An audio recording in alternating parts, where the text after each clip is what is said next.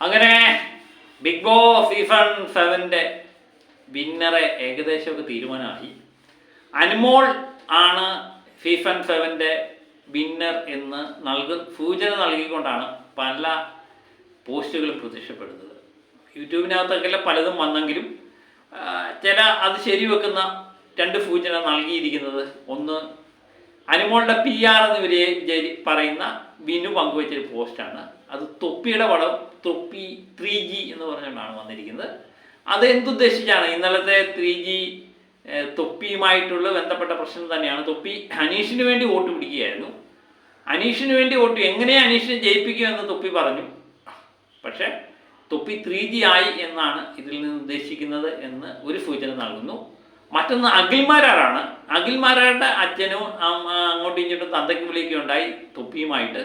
തൊപ്പിയുടെ പടം വെച്ചിട്ട് അതിൻ്റെ മണ്ടയ്ക്ക് എന്തോ ചെളിയോ ഏതാണ്ടോ ഒക്കെ വെച്ചാണ് ഒരു സൂചന നൽകിയിരിക്കുന്നത്.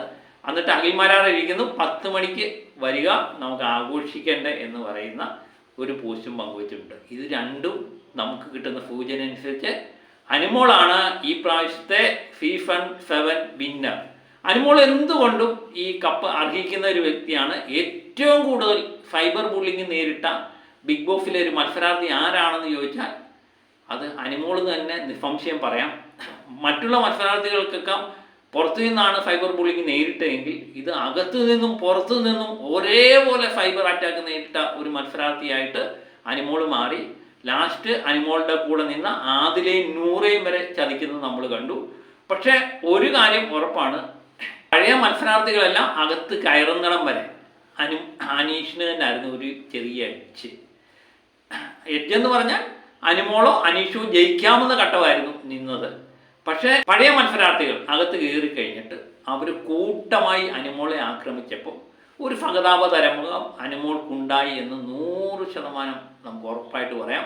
അതിനുശേഷം അനുമോൾക്ക് വേണ്ടി മാത്രമായിരുന്നു വോട്ടിങ് നടന്നത്. കാരണം ബാക്കി എല്ലാ മത്സരാർത്ഥികളും ആദിലെ നൂറയും ഔട്ടാകുന്നത് നമ്മൾ കണ്ടു. മൂന്നാം സ്ഥാനത്ത് ചെയ്യുന്ന നൂറ പെട്ടെന്ന് ഔട്ടാകും, ഒറ്റ ദിവസം കൊണ്ട് ഔട്ടാകുന്നത് നമ്മൾ കണ്ടു. അത് തന്നെ ഒരു സൂചനയായിരുന്നു. കാരണം അനുമോളയ്ക്ക് അത്ര ജനപിന്തുണ അന്നേരം കിട്ടി. അതുപോലെ അനുമോളുടെ കരച്ചിലെല്ലാം പലരും കളിയാക്കാറുണ്ടെങ്കിലും അത് ജനങ്ങളുടെ മനസ്സിൽ, പ്രത്യേകിച്ച് സ്ത്രീകളുടെ മനസ്സിൽ അത് പെട്ടെന്ന് കയറി. അത് പലരുമായിട്ട് നമ്മൾ സംസാരിക്കുമ്പോഴൊക്കെ മനസ്സിലാകും, ആ കൊച്ച് എന്തുമാത്രം സഹിച്ചു, ആ കൊച്ചിനെ വിന്നറാക്കണം എന്ന് പറയുന്ന പല അമ്മമാരെയും നമുക്കറിയാം. അത് തന്നെയായിരുന്നു അനുമോളുടെ വിജയം എന്ന് 100% നമുക്ക് ഉറപ്പായിട്ട് പറയാം. തൊപ്പിയെപ്പോലുള്ള ഒരു മത്സരാർത്ഥി ലാസ്റ്റ് നിമിഷം അനീഷിന് അനുകൂലമായിട്ട് വന്നിട്ടും അത് അട്ടിമറിക്കാൻ അനുമോളെ ശക്തി ഉണ്ടായത് എന്ന് പറയുന്നത് ഈ പ്രേക്ഷകരുടെ, നമ്മുടെ കുടുംബ പ്രേക്ഷകരുടെ പിന്തുണ ഒന്നുകണ്ട് മാത്രമാണ്.